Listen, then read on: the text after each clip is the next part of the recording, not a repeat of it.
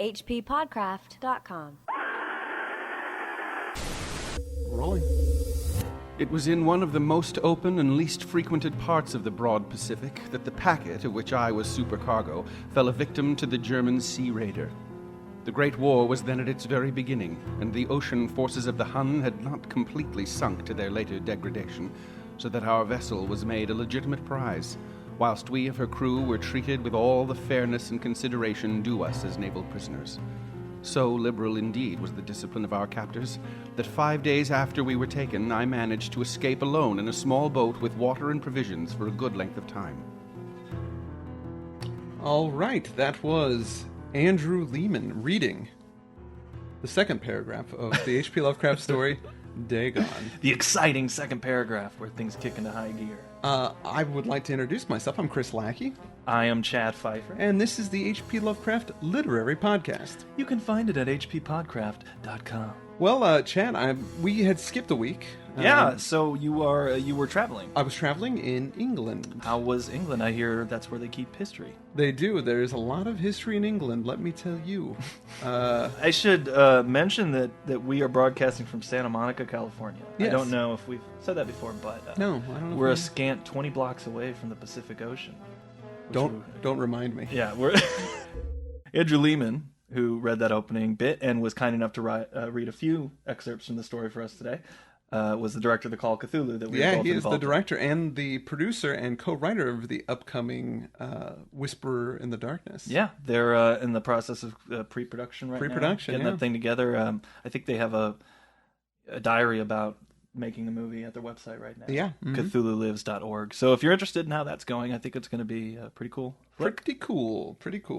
So I thought that second paragraph was a good one to open up with because that's, it's exciting. Yeah, it is pretty exciting. It's a war thing, and it's when I read it, I thought, wow, that's really the hero's journey. That's how it starts. Joseph Campbell's hero's journey. It's where somebody has a sort of world that they're used to, and then they get knocked out of it, and they find themselves in some new, strange, wonderful, magnificent, or crazy, or scary world, and they have to go through a series of trials. They learn something, and then they bring it back to where they were from. Yeah. Anyway, as I was thinking about that, the book that he espouses that theory in is called Hero of a Thousand Faces. And it made me laugh because it just sounds like a Lovecraft monster. Yes, it does. It does sound like that. Let's give us an synopsis. Let's jump into the story. It has a very typical Lovecraft opening. Yes. I am writing this under an appreciable mental strain, since by tonight I shall be no more. Penniless and at the end of my supply of the drug which alone makes life endurable, I can bear the torture no longer, and shall cast myself from this garret window into the squalid street below. Do not think from my slavery to morphine that I am a weakling or a degenerate. When you have read these hastily scrawled pages, you may guess, though never fully realize, why it is that I must have forgetfulness or death. So, yes, so this guy begins to, he recounts a tale. He is a sailor on a ship, and this is during World War I. His ship gets attacked by a German man of war. They're captured, but they're treated very fairly, and the guards are very lax in their duty, so he's able to get a small dinghy and load on a bunch of food and water and escape. Yeah, and then he's adrift, just out in the Pacific Ocean. For days. It gets worse because he falls asleep one night in the boat, and when he wakes up, a landmass has risen to the surface, or there's this viscous kind of black material everywhere. The change happened whilst I slept. Its details I shall never know, for my slumber, though troubled and dream-infested, was continuous. When at last I awakened, it was to discover myself half-sucked into a slimy expanse of hellish black mire, which extended about me in monotonous undulations as far as I could see, and in which my boat lay grounded some distance away. That's really scary. Yeah, that's really scary. Yeah. So anyway, the guy hangs out in his boat, or, near the boat. He kind of uses it as a shelter from the sun for a few days, and the sun kind of starts drying it out, and he thinks, okay, I'm going to, start walking on this thing and see how big it is. He assumes that what actually happened, the reason that it's up there, is because there was some volcanic eruption. Yes. Through some unprecedented volcanic upheaval, a portion of the ocean floor must have been thrown to the surface, exposing regions which for innumerable millions of years had lain hidden under unfathomable watery depths. And so it solidifies, and he starts taking a walk. He takes a walk, and he walks for a few days. He comes to a large hill, and he is so tired from walking in the day, he goes to sleep, but he's awoken by nightmares, and then he feels like it's much cooler and it's easier to walk at night than it is to walk during the day. So at night, he goes up this hill, mountainish type thing. He looks down and sees a large chasm, but the moonlight doesn't shine into it because the moon's too low. It's an abyss. In fact, I think he compares it to the abyss that Satan climbs out of in Paradise Lost. Yes, he does, and I think he says it's the edge of the world, which was kind of a really cool description of it. And there is a monolith. Right. Well, it's this valley, and he drops down into it, and sort of on the opposite shore. Right? Yes, because it's so deep. At some point, there's water down in it. Yes, yes. And on the opposite shore, he sees this large stone structure, which he assumes has just been washed up like everything else. Mm-hmm. The closer he gets to it, the more he realizes that it's something made. Cyclopean, even. Yeah, it's the Cyclopean structure. It has bizarre engravings of fishmen, which he makes a natural assumption that those are gods. One of them is as big as a whale. A whale. Yeah. Which kind of freaks him out. It's pretty freaky. So he's hanging out looking at that thing, and then... Then, suddenly, I saw it. With only a slight churning to mark its rise to the surface, the thing slid into view above the dark waters. Vast, Polyphemus-like, and loathsome, it darted like a stupendous monster of nightmares to the monolith, about which it flung its gigantic scaly arms, the while it bowed its hideous head and gave vent to certain measured sounds. I think I went mad then. I love that really short sentence. Yeah. I think I went mad then. I think that was the moment. I think that was it. So basically, he just sees this gigantic fish man come up and hug the monolith, essentially, right? It just wraps its arms around it, and he loses his mind. Yeah, he goes back, says he's trying to find his boat, but there's points he says he's laughing, he's just freaking totally lost his mind. But he passes out, wakes up in a hospital, and they said, "Hey, buddy, we found you out on a boat. You're just out there floating in the middle of the ocean." He goes, "Well, what about this mass, this big black icky mass that came up?" And they're like, "Pal, we didn't see nothing." And he was, "What? I was this thing, and there was this monster." And they're like, "Buddy, you're total nuts." And that's what they said to him. I'm paraphrasing, mind you. And he goes to talk to some archaeologist or something as well, and that guy doesn't believe him either. It's no. He starts snooping around trying to figure out what's up, and he mentions Dagon, who is this fish god. According to one of the notes that I read here is that Dagon was actually a Philistine god of kind of nature, and previously was a god of the Canaanites. Wait, so Dagon's a real thing. Well, it's a myth. It's Lovecraft didn't come up with the name Dagon. He took it from an older myth and kind of made it into something different. But in Semitic, there's another word which is Dagon, different, not the same thing, which means fish of sadness. And isn't that a Sade song? It is a Sade. It should be. Fish of sadness. Ooh, ba-ba.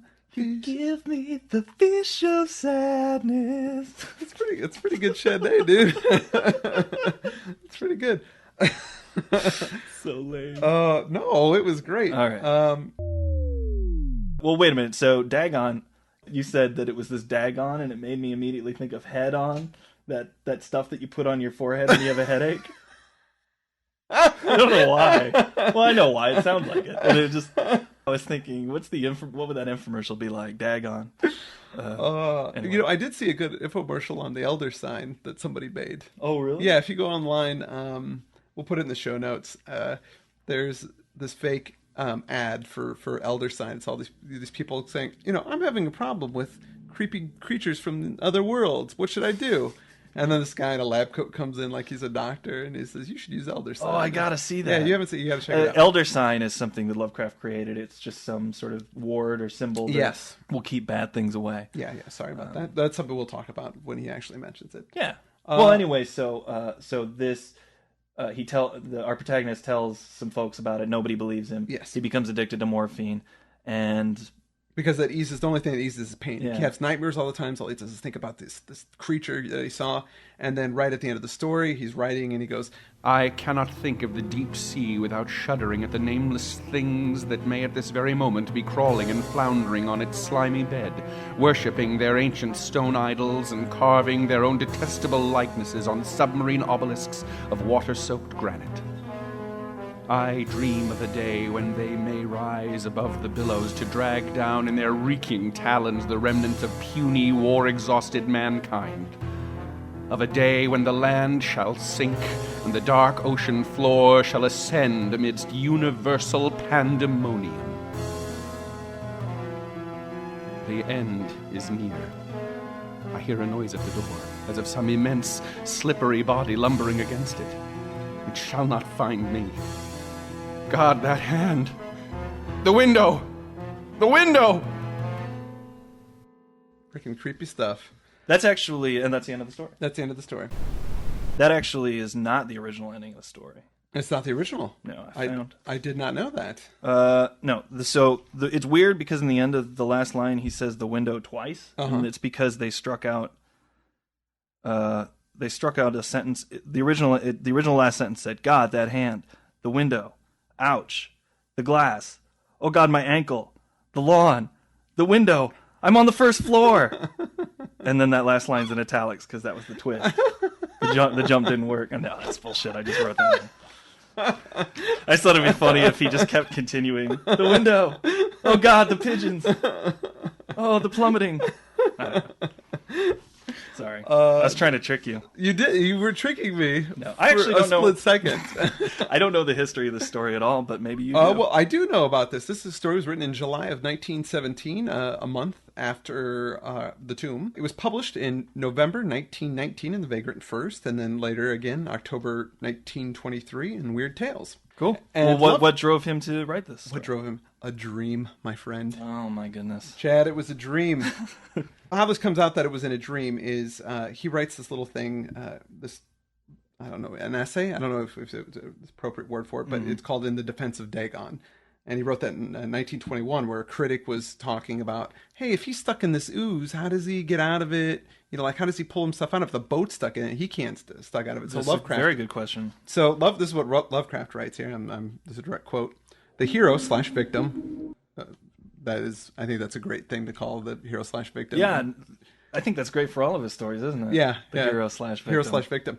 Anyway. We'll have to keep using that. The hero/victim is half sucked into the mire, yet he does crawl. He pulls himself along in the detestable ooze, tenaciously though it cling to him. I know, for I dream the whole hideous crawl, and yet feel the ooze sucking me down. So he actually had this dream where he was in this ooze and the boat and the ocean, and I have to say that's a weak defense. Yeah, it's a really weak defense. To say I know it happened that way because I dreamed it. It doesn't make it logically make any sense necessarily. Not at all. It's like, I know you cheated on me. I dreamt about it. It's like, yeah, you can fly on hot dogs because I had a dream that I was flying on a giant hot dog. You've had that dream too, right? Sure. Anyway, Lovecraft What does that represent? He hated seafood. Did you know that? No, he hated seafood. He hated seafood. That makes sense because a lot he does have. He doesn't like ocean things. No. He's obsessed with them, but I can understand that because I actually like seafood quite a bit, but I do too. I am scared to death of the ocean. And it's pretty creepy. Yeah, it's full of monsters. Yeah.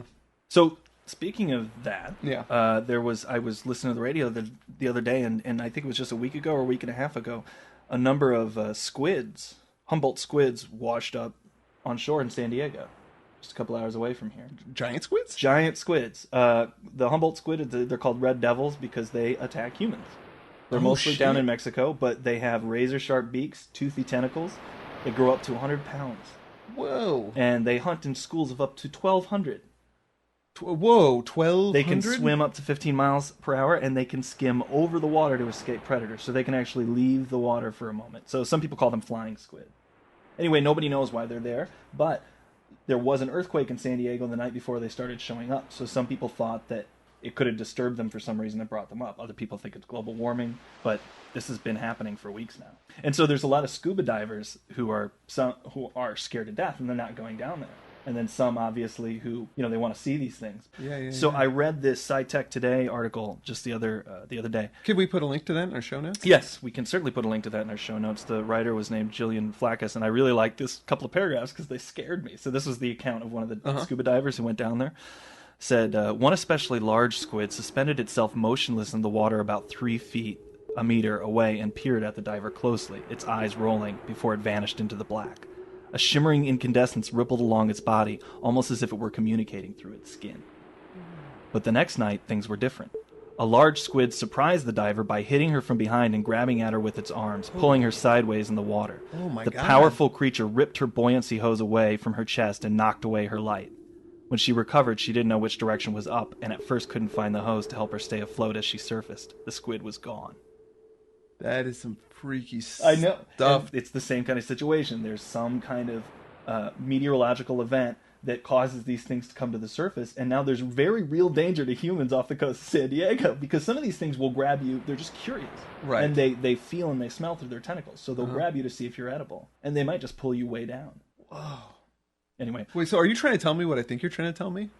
That this is real? This is, that everything that H.P. Lovecraft ever wrote is true? You are so perceptive. How did you read between the lines? Yes, no. I think that is an interesting phenomenon and extremely terrifying. It is. It really is. It really is. Wait, so what did you think of this story? Like, just generally, what's your In opinion? general, you know what? I liked it. I thought that some of the stuff in it was a little clunky, but I did get some pretty... there's some good visceral stuff in there, and I think there's a couple of examples of great writing in it. I agree. I agree with that. When I first read it, I thought this story sucked. Honestly, Really? I was like, that's it. He basically lands on this island, sees a creepy thing, runs away, goes crazy. The end. There's not much to this.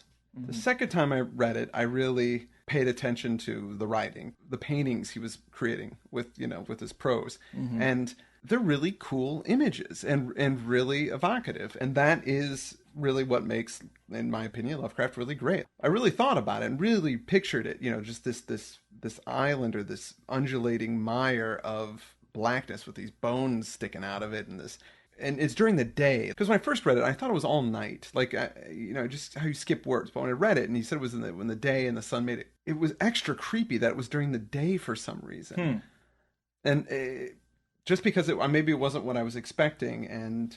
Yeah, I really like this story, and I take back my first initial instinct that I thought it sucked, because it doesn't suck. It's short. It's 5 pages long, so how many twists and turns are there really going to be in there? And it definitely, I mean, to me, it had a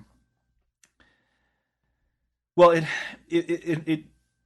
it articulated a pretty specific concept, and it's not necessarily, to me, about what happened or what he saw out there, and more about the fact that when you see something horrible, you can't unsee it, right? Yeah. And it can haunt you for the rest of your life. Absolutely. One thing that I thought about, especially when he's at the end, when he's saying that he can hear the thing at the door, and every time he closes his eyes, he sees it, when I saw somebody pre-internet, occasionally you'd come across a videotape, that somebody would have, and it would have something, I had all these friends where people would just put together compilations and send them to each other of different really screwed up things, right? Yeah. Most of the time it's pornographic, so most of that, some of it disturbed me. I'm not going to get into it here, but one thing somebody had was the video from the 80s of that representative who shot himself in the head, Bud Dwyer. Do you know what I'm talking about?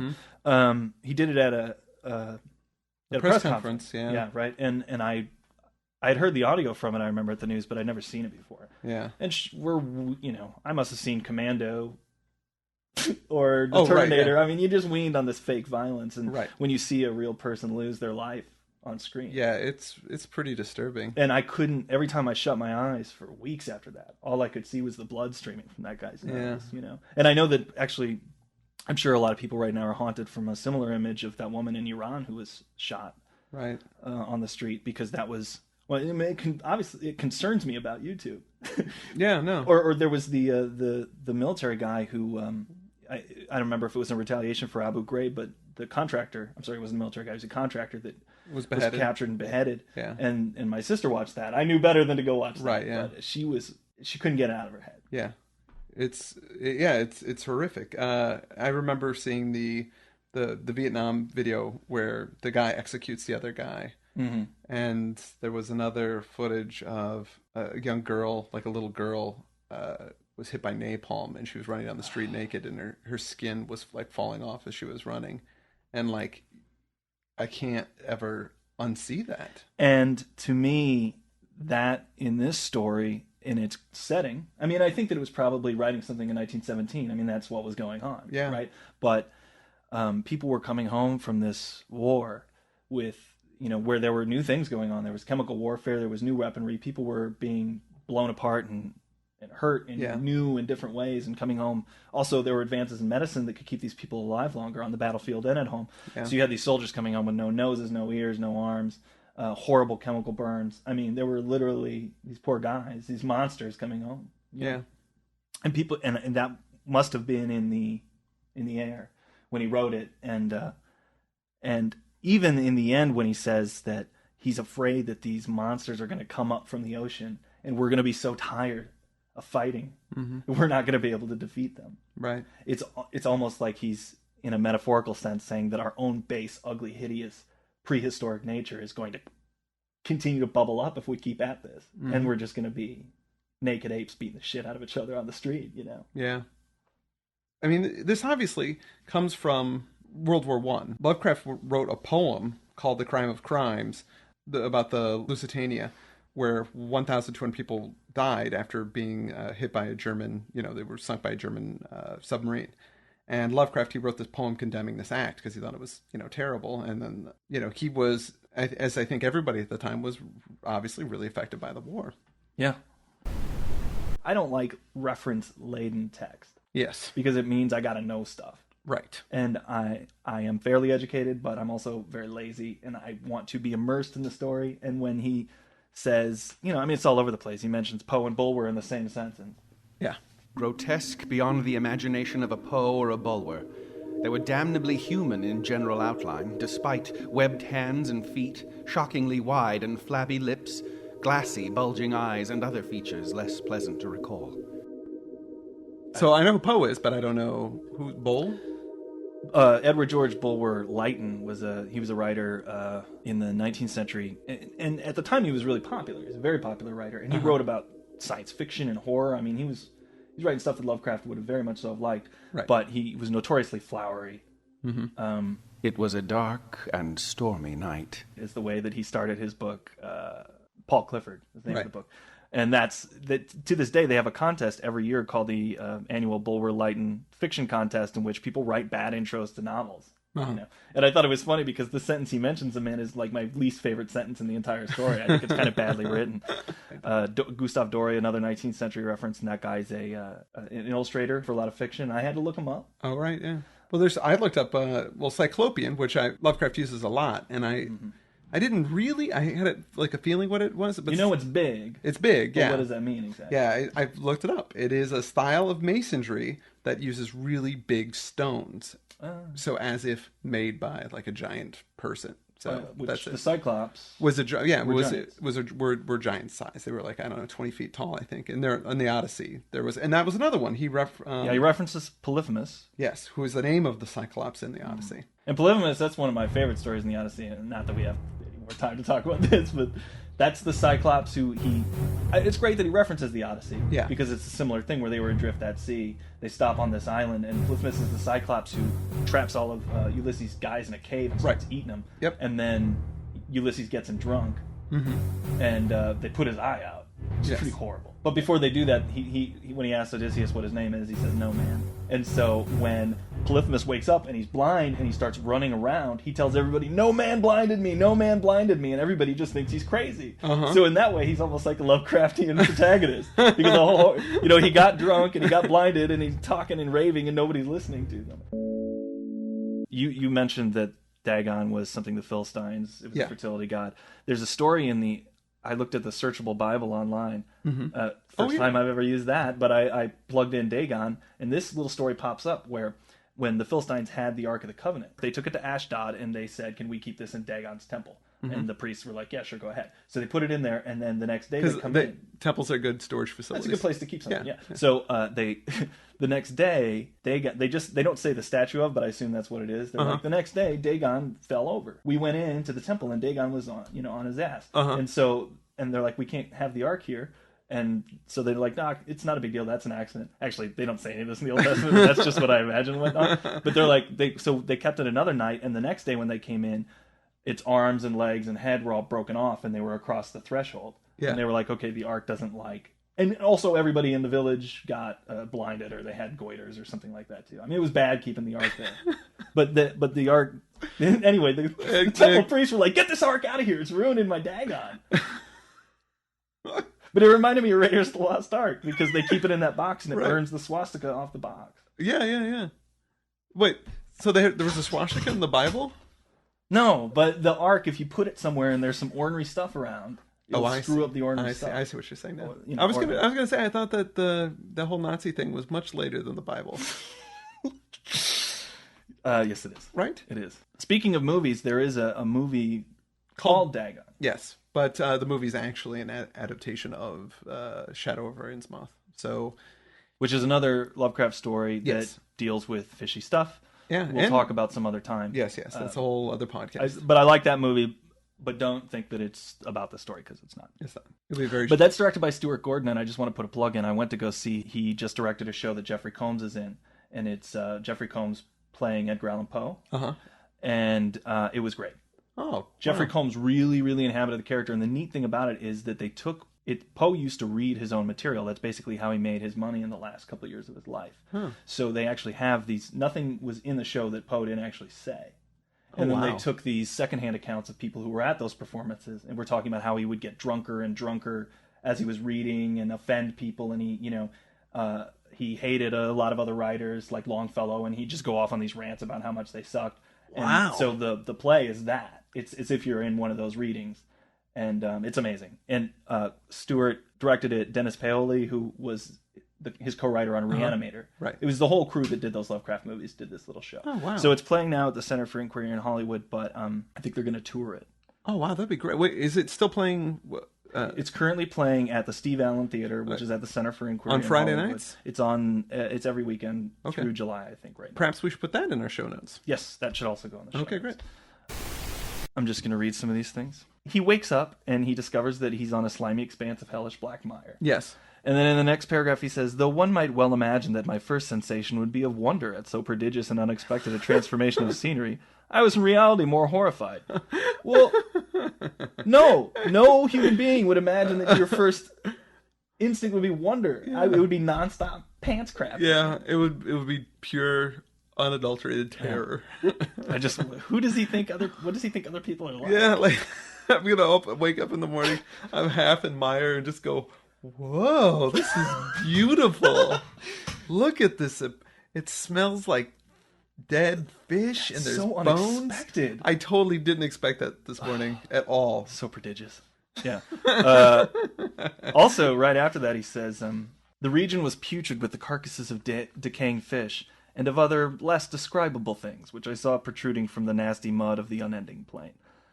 Last podcast we talked about his nondescript, it must not be. It seems like this is down the scale somewhere, like really horrible things must not be named, and there's things that should not be named, and then there's this, which is just, it's less describable. Yeah, you can kind of hint at what it is, but... Well, I mean, that part didn't seem particularly creepy to me when he just says less describable, isn't he just couldn't figure out what the hell it was. Yeah. Like, I don't think it was something as in, like, it's freaking me out. It's just like, I don't know what the hell's sticking out of that. What is that? Is that a backbone? Is that a head? Yeah, which is cool. Yeah. And I know he did it on purpose, but at the same time, I was kind of like, that's lazy, dude. Oh. You full on just told me it was less described. You make a stab at it or don't include it. All right. It's just me. You made reference to this earlier. We said there were dead things all in the mire. Yes. My favorite sentence in the entire story is just the one sentence that's set off as its own paragraph. Nor were there any seafowl to prey upon the dead things. I like that too. So creepy. Yeah. And it's it's so sparse, and it just drops it there, and it creates an effect, even though it doesn't say anything particularly horrifying. Just that it was still.